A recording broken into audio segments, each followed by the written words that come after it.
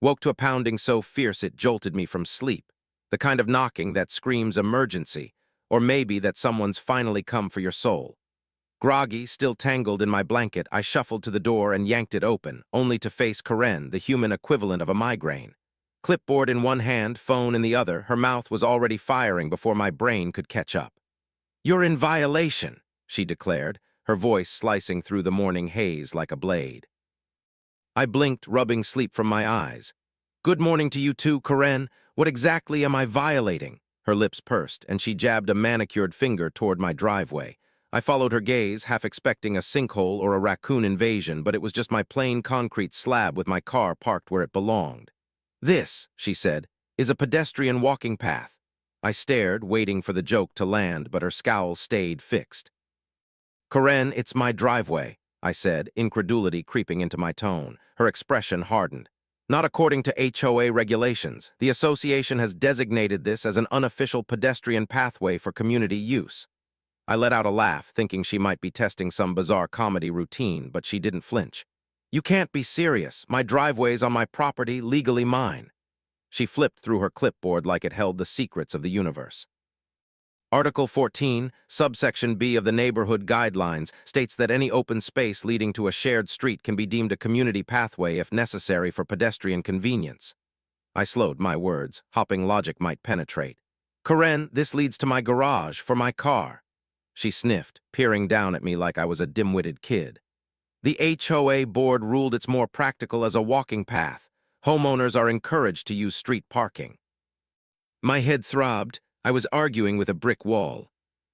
I'd bought this house thinking I'd landed a quiet corner of suburbia, complete with a driveway I could actually use. I'd checked the city records. That slab was mine, not some public thoroughfare. But Karen's smug, tight-lipped smile told me this wasn't about facts. It was a power play, absurd and deliberate.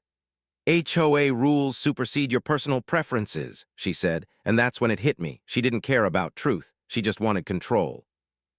Over the next few days, I clung to a shred of hope that common sense might prevail, but I was wrong. It started with one neighbor strolling across my driveway like it was a nature trail, then another. By the weekend, it was a parade, joggers, stroller moms, even a kid with a lemonade stand, all acting like my property was their personal sidewalk. I was losing my mind and Karen was winning. I tried parking my car smack in the middle to block them, but within hours, Karen was back, waving a fine in my face. "Obstructing a pedestrian pathway," she recited, shaking her head like I'd spat on the Constitution. "That's a $200 violation." I snatched the paper, laughing in disbelief. "You can't fine me for parking on my own driveway," her smirk widened. "Oh, but I can." That was it, the moment I snapped. This wasn't going to stop. Karen had claimed my driveway as her kingdom, and she'd torch reason itself before admitting defeat. Fine, I thought. If she wanted a pedestrian path, I'd give her one she'd never forget. Sitting on my porch that evening, watching the entitled procession continue, I knew I needed a plan, not just to fight back, but to make a statement so bold it'd rattle her clipboard empire to its core. As I sat on my porch that evening, sipping coffee and watching the absurdity unfold, my driveway morphed into a circus of entitlement. A guy in a sweatband powerwalked like he was training for gold. A woman in yoga pants juggled a yapping dog and her phone, and two kids on scooters nearly toppled a man balancing a tray of iced coffee. It was chaos, and across the street, I could see Karen peering out her window, sipping tea like a smug overlord reveling in her victory. Every oblivious step across my property fueled my resolve. I wasn't just going to reclaim my driveway. I was going to make it a battlefield she'd regret stepping onto. That's when the idea hit me: wet cement. The kind that takes hours to dry, the kind that turns a casual stroll into a sticky nightmare. If Karen wanted a walking path, I'd give her the most infuriating one imaginable. The next day, I dove into research, determined to weaponize legality against her. As the homeowner, I had every right to resurface my driveway. City codes backed me up, requiring only basic safety standards. Better yet, the HOA bylaws didn't mandate Karen's approval for such work. It was a loophole, a glorious chink in her armor, and I was going to exploit it. That night, under cover of darkness, I made my move. I rented a cement mixer, gathered supplies, and waited until the neighborhood slept. Then, with the precision of a man possessed, I poured thick gray sludge over every inch of my so-called walking path. smoothing it into a pristine, wet trap. I tossed a few cones at the edges for a semi-official vibe, but secretly I hoped someone, preferably Karen, would ignore them. By morning, my masterpiece was ready, glistening under the dawn light, begging for its first victim. The shriek that pierced the air at sunrise was sweeter than any alarm clock. I stepped outside, coffee in hand, and beheld a sight so glorious I nearly choked. Karen stood knee-deep in my fresh cement, her shoes swallowed by the muck, her legs encased like she'd been snared by the earth itself. Her face was a mask of pure horror, arms flailing as she tried to free herself, only sinking deeper with each thrash. A crowd gathered, neighbors stifling laughs, some filming, one muttering, "I can't believe this is happening," while another sipped coffee like it was premium theater. I strolled up, savoring every second. "Oh no, Karen," I said, dripping with mock concern. "Didn't you see the signs?" Her face flushed a volcanic red. This is sabotage," she screeched. I gestured to the glistening slab. "No, this is me improving my driveway, completely within my rights, I might add." Her eyes darted for allies, but even her HOA cronies hung back. One even dared a chuckle. She fumbled for her phone, likely to summon reinforcements, but in her panic it slipped from her grasp, plopping into the cement and vanishing with a satisfying glurk. The crowd gasped. It was almost musical. "Someone get me out of here," she barked, but no one budged. Then a neighbor, clearly relishing the moment, piped up, "Shouldn't we wait till it dries? Make the pathway safe for everyone." Laughter erupted, nearly knocking me over. Karen fumed, spitting threats. "I'll have you all fined." But her power was slipping. Eventually, someone pried her out, but by then she was a cement-crusted mess, her pristine outfit ruined. She stomped off without a word, leaving a trail of gray footprints. I knew this wasn't over. Karen didn't do defeat. But for now, I'd landed a blow she wouldn't forget, and the war was officially on. Karen's cement-soaked retreat didn't mark the end of her crusade. It was just a timeout before the next round. I knew she'd come back swinging, and sure enough, the next day she was at my door, a fresh fine clutched in her hand, her face still flecked with dried gray specks. "This is an unauthorized obstruction," she hissed, shoving the paper at me. "You're in direct violation of HOA safety standards." I took the fine, gave it a slow, deliberate rip down the middle right in front of her, and grinned. "Karen, here's what's funny. I checked with the city. This is 100% legal." Her eye twitched, a tiny crack in her armor. "The HOA will hear about this," she snapped. I shrugged. "Oh, they already have. They had front row seats." She turned to see neighbors on their porches, barely hiding their amusement, and her jaw clenched so tight I thought she'd snap a tooth. With nothing left to say, she stormed off, slamming her clipboard against her thigh like a general who just lost a key battle.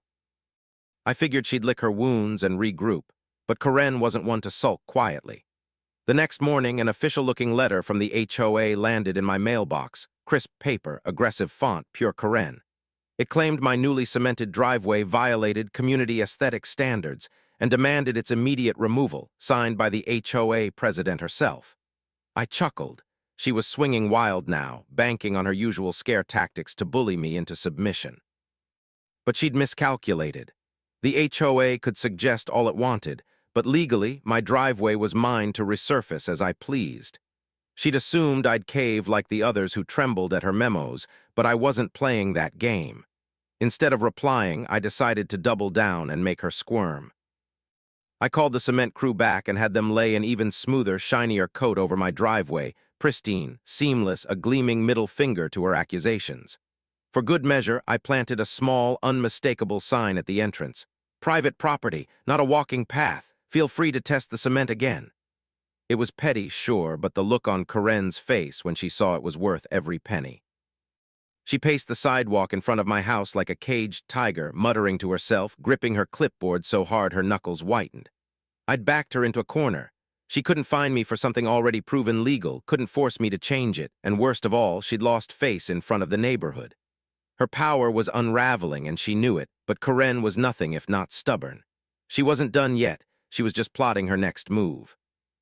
That night, I woke to the sound of scraping metal and a rumbling engine. Peering out my window, I laughed in disbelief. Karen had hired a construction crew. They stood by my driveway, one holding a clipboard, another revving a jackhammer. I grabbed my phone, hit record, and stepped outside. Karen spotted me and flashed a fake, syrupy smile. "Oh, good evening," she chirped like this was a friendly visit. I nodded at the crew. "Planning some late-night home improvements?" Her smile didn't waver. "The HOA decided your driveway, still not compliant with community standards, so we've arranged its removal. I stared. You're going to destroy my property without permission. She clasped her hands, tilting her head. Technically, it's not your property when it disrupts neighborhood harmony. I held up my phone, making sure she saw the red dot. You realize this is trespassing and property damage, right? Her mask slipped for a split second, but she was in too deep to back down now, and I was ready to call her bluff. Karen stood there, her fake smile plastered on as the construction crew idled behind her, the jackhammer's rumble cutting through the night. I kept my phone steady, recording every second of this lunacy. This is HOA enforcement, she said, doubling down like she could will her nonsense into law. I turned the camera toward the workers. You guys know that if you touch my driveway, you're legally liable, right? The supervisor frowned, glancing at Karen. Wait, we have homeowner approval for this, right? Her eye twitched, a telltale sign of panic. I'm the HOA president, that's approval enough. The supervisor shook his head. Ma'am, that's not how this works. We need the actual homeowner's consent. Karen huffed, her voice rising. This is a community matter. He's obstructing a designated pedestrian path. I cut in, calm but firm. Do I need to call the cops? The workers backed off. One muttered, yeah, we're out, and motioned for his team to pack up. Karen's grand scheme crumbled in real time as the crew retreated, leaving their equipment untouched. Her face twisted with frustration, a silent scream trapped behind her clenched teeth. I lowered my phone. You done now, Karen? She didn't answer, just spun on her heel and stormed off, her footsteps sharp against the pavement, a defeated general abandoning the field. I watched her go, knowing this wasn't the end. She'd rather torch the neighborhood than admit defeat. But for now, I'd won. The next morning, word of her stunt spread like wildfire, and the HOA board called an emergency meeting. Neighbors had had enough. Her late-night trespassing attempt was the tipping point after years of her tyranny. I didn't attend, but I heard the fallout through the grapevine, and it was glorious. At the meeting, Karen tried to spin it, claiming I'd threatened community safety and she was just upholding HOA integrity. But the residents weren't buying it. One by one, they stood up, airing their grievances, fines for mailboxes the wrong shade of beige, grass half an inch too long, holiday wreaths lingering a day past her acceptable window. It was a tidal wave of pent-up frustration, a public reckoning she couldn't dodge. The board, tired of her antics and the growing backlash, voted unanimously to strip her of her presidency, effective immediately. Karen was finished. She fought it, shouting, threatening lawsuits, calling everyone ungrateful, but it didn't matter. Her reign was over, and the neighborhood exhaled a collective sigh of relief. For 4 days, she sulked, avoiding eye contact, refusing to leave her house. Then one morning, a moving truck rolled up. By afternoon, she'd packed up and vanished without a word, her car peeling out like she couldn't escape fast enough. The neighborhood sprang back to life. Wind chimes tinkled again, backyard parties stretched past 8, and the guy with the purple mailbox finally stopped getting daily threats. Karen's departure didn't just end her rule, it broke the HOA's chokehold. People started decorating their homes however they damn well pleased, reclaiming the freedom she'd smothered. As for me, I sat on my porch that evening, a cold beer in hand, staring at my pristine driveway. The sign, private property, not a walking path, stood proud, a quiet trophy of my victory. A neighbor strolled by, gave me a nod, and said, "Best thing that's ever happened to this place." I raised my bottle in agreement, savoring the peace. Karen was gone, my driveway was mine, and the war was finally over, or so I thought. With Karen gone, the neighborhood didn't just recover, it transformed, shedding the oppressive weight of her clipboard tyranny like a snake slewing off dead skin. Front yards bloomed with quirky flair, gnomes, flamingos, even a rusty old bike turned planter, things Karen would have fined into oblivion. Laughter spilled from backyards well past dusk, and the air felt lighter, freer, as if her departure had lifted a fog we'd all grown too used to. The HOA didn't dissolve entirely, but it withered into a shadow of itself, its remaining members too shell-shocked to enforce much beyond the bare minimum. My driveway stood untouched, a gleaming slab of victory, its sign a silent sentinel warning off any lingering entitlement. I'd won, and for the first time since moving here, I could park my car without bracing for a fight. I didn't gloat, didn't need to. The neighbors' quiet nods and knowing grins said enough. I'd become the guy who'd taken down Karen, a suburban legend born from wet cement and sheer stubbornness. Some thanked me outright. One woman, whose Christmas lights had once earned her a $50 fine, slipped me a batch of cookies with a whispered, "You're a hero." I shrugged it off, but the sentiment stuck. I hadn't set out to save anyone, I just wanted my damn driveway back.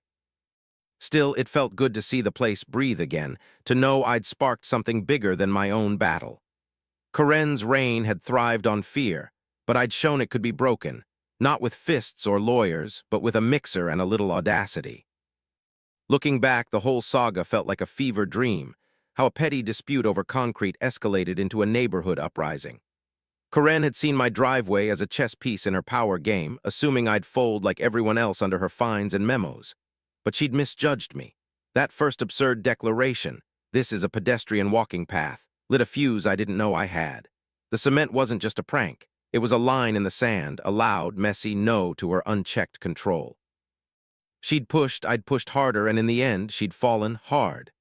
The memory of her flailing in that wet sludge, her empire crumbling as neighbors laughed, still brought a grin to my face. It was chaos, sure, but it was my chaos, and it worked. Sitting on my porch that evening, beer in hand, I watched the sun dip low, casting long shadows over my driveway. The sign glinted in the fading light, a quiet testament to everything that had gone down. A kid on a scooter rolled by, not on my property, thankfully, and waved, his mom trailing behind with a smile. Normalcy had returned, or maybe arrived for the first time. I took a sip, letting the calm settle in. Corinne was a ghost now, her moving truck a final punctuation mark on her reign. The HOA might limp along, but it had never wielded the same iron fist. My victory wasn't just about concrete. It was about reclaiming what was mine and proving that even the smallest stand could topple a tyrant. As the crickets started up, I leaned back, content. The war was over, my driveway was safe, and peace, at long last, was mine. The days stretched into weeks, and my driveway saga faded into a quirky footnote in the neighborhood's history, or so I thought. Life settled into a rhythm I hadn't known since moving here. No fines in my mailbox, no clipboard-wielding shadows at my door, just the hum of a community finally free to be itself. I'd park my car, mow my lawn, and sip coffee on my porch without a shred of tension, the sign, private property. Not a walking path, standing like a quiet guardian of my reclaimed peace. Neighbors still grinned at me like I'd pulled off some grand heist, and I'd nod back, happy to let the story simmer in their retellings. But deep down, I figured the dust had settled. Corinne was gone, the HOA was neutered, and my cement-coated victory was complete. I was wrong. It started with a rumor, whispered over fences and murmured at the corner store. Corinne hadn't just left. She'd relocated 2 streets over, still within HOA jurisdiction, and was plotting a comeback. I brushed it off at first, sour grapes from a sore loser, nothing more. But then the signs appeared, a familiar figure packing the sidewalk, clipboard in hand, her sharp gaze sweeping the block like a hawk eyeing prey. My stomach sank. She wasn't president anymore, but Corinne didn't need a title to stir trouble. She had spite, and that was fuel enough. One evening, a neighbor stopped by, his voice low. "She's been asking about your driveway again, says it's still a safety hazard, and she's rallying support to reinstate the old rules." I set my beer down, the calm I'd savored curdling into irritation. She just couldn't let it go. I decided to keep an eye on her, not out of paranoia but practicality. Corinne was a dog with a bone, and I was that bone. Sure enough, a few days later, I spotted her at the edge of my property, snapping photos of my driveway with her phone, muttering to herself like a villain in a bad movie. I stepped outside, arms crossed. "Evening, Corinne. Lose something?" She straightened, her smile tight and venomous. "Just documenting a persistent violation." "The board might be spineless, but I've still got influence." I laughed, loud enough to make her flinch. "You've got nothing, my driveway's legal, and you're not president anymore. Give it up." Her eyes narrowed. "This isn't over, not by a long shot." She stalked off, but her words lingered like a storm cloud on the horizon. That night, I dug into the HOA bylaws again, double-checking my armor. The cement was still within my rights, and her ousting meant she had no official pull, yet her threat gnawed at me. Corinne thrived on bending rules and rallying the weak-willed. If she could muster enough neighbors, she might pressure the board into revisiting her pedestrian path nonsense. I wasn't about to let her claw her way back. The next morning, I upped the ante. I painted my driveway a bold, unmissable yellow, still legal, just garish enough to mock her aesthetic standards, and added a second sign. "Trespassers will be prosecuted. Enjoy the view." It was petty, sure, but it sent a message. I wasn't backing down. As I finished, I saw her watching from across the street, her face a mask of fury. The war I'd thought was over had a new front, and Karen was charging in, unhinged and unstoppable. I'd beaten her once, I'd do it again. Karen's reappearance lit a spark I'd hoped was extinguished, and her relentless packing and photo snapping confirmed she was gearing up for round two. My yellow driveway, now a glaring neon slap in her face, only seemed to stoke her fire. She didn't have the HOA's backing anymore, but that didn't stop her from cornering neighbors, her clipboard a prop in her one-woman campaign to resurrect her reign. I heard whispers she was pushing a petition, claiming my garish slab endangered community harmony and needed removal. It was laughable. Her own rules had no teeth now, but I knew better than to underestimate her. Karen didn't win by logic. She won by wearing people down, and I wasn't about to let her grind me into submission again. I decided to get proactive. I printed copies of the city's property records and HOA bylaws, highlighting my rights in bold, and slipped them into every mailbox on the block. Attached was a note. "Karen's at it again. Don't let her bully you into nonsense. My driveway's legal and she's got no power." It was a preemptive strike, a way to rally the neighbors before she could twist their arms. Most nodded my way the next day, some even chuckling at the yellow paint. "Love the statement," one said, but a few avoided my gaze, likely the ones she'd already sweet-talked or guilt-tripped. Karen wasn't president, but she still had a knack for sowing doubt, and that gnawed at me. I'd beaten her with cement once. Now I needed something sharper to cut her off for good. A few nights later, she escalated. I woke to floodlights blazing outside. Karen and a small posse of her loyalists stood at my driveway's edge, armed with measuring tapes and cameras, scribbling notes like they were crime scene investigators. I grabbed my phone, hit record, and marched out. "What's this, Karen? Late-night HOA cosplay," she smirked, unfazed. "We're documenting violations. Your paint's a safety hazard and this sign's an eyesore. The board will hear from us." I laughed. "The board you're not on." "Good luck with that." I turned to her crew, three nervous-looking neighbors I barely knew. "You realize she's got no authority, right? This is my property, trespass again, and I'm calling the cops." They shuffled uncertain, but Karen barked, "Stay put, he's bluffing." I held up my phone. "Try me." One guy dropped his tape and bolted, the others followed, leaving her fuming alone under the lights. The next day, her petition surfaced, tacked to the community bulletin board, a typed screed demanding my driveway's restoration to its proper pedestrian use. It had 6 signatures, a pitiful haul, but enough to make noise.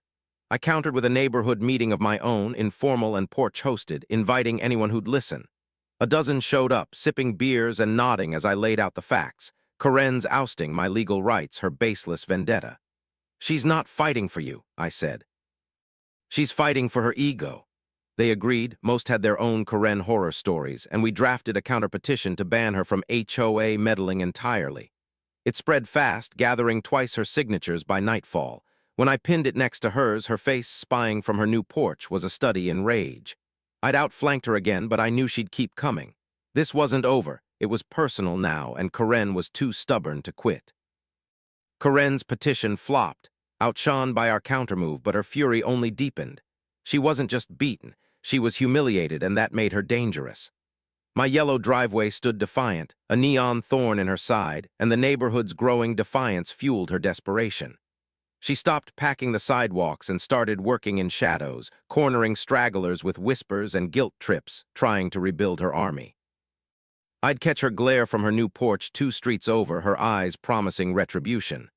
The counter-petition had neutered her influence, but Karen didn't need a title to wreak havoc.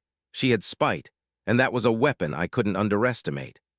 I'd won the battle so far, but the war was heating up, and I braced for her next strike. It came a week later, subtle but vicious.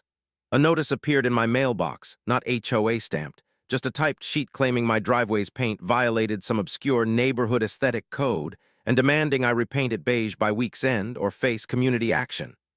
No signature, but Karen's fingerprints were all over it.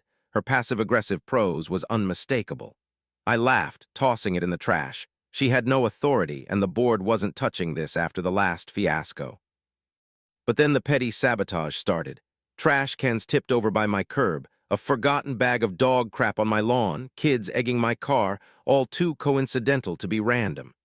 She was playing dirty, testing my patience, and I knew she'd deny it with that smug smile if confronted.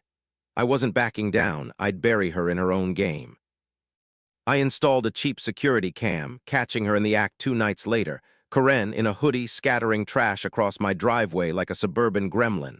I uploaded the footage online, tagging the neighborhood Facebook group. Karen's back at it, guess she misses my cement. The response was instant. Laughs, angry emojis, calls for her to leave for good. By morning, her porch was empty, her blinds shut tight. The board, flooded with complaints, sent her a formal cease and desist, threatening legal action if she kept harassing residents. It was the final nail. She'd overplayed her hand, and even her diehards abandoned her. A for sale sign sprouted in her yard days later, and by month's end, she was gone again, this time for real, her car vanishing into the dusk without a goodbye. The neighborhood exhaled, truly free now. My driveway stayed yellow, a garish badge of victory, and the HOA limped on, too weak to bother anyone. I sat on my porch, beer in hand, the sign still proclaiming my turf, March 20, 2025, a date etched in quiet triumph. Karen had come for my concrete and lost everything, her power, her pride, her place here. I'd fought with cement, paint, and sheer stubbornness, turning her tyranny into a cautionary tale. Neighbors waved more now, their yards wild and unapologetic, and I'd grin back, content to fade into the background. The war was over, my driveway was mine, and peace settled in like an old friend. As crickets chirped and the sun dipped low, I leaned back, savoring the stillness. She'd never darken my doorstep again, and if anyone else tried, they'd find out just how far I'd go to keep what's mine.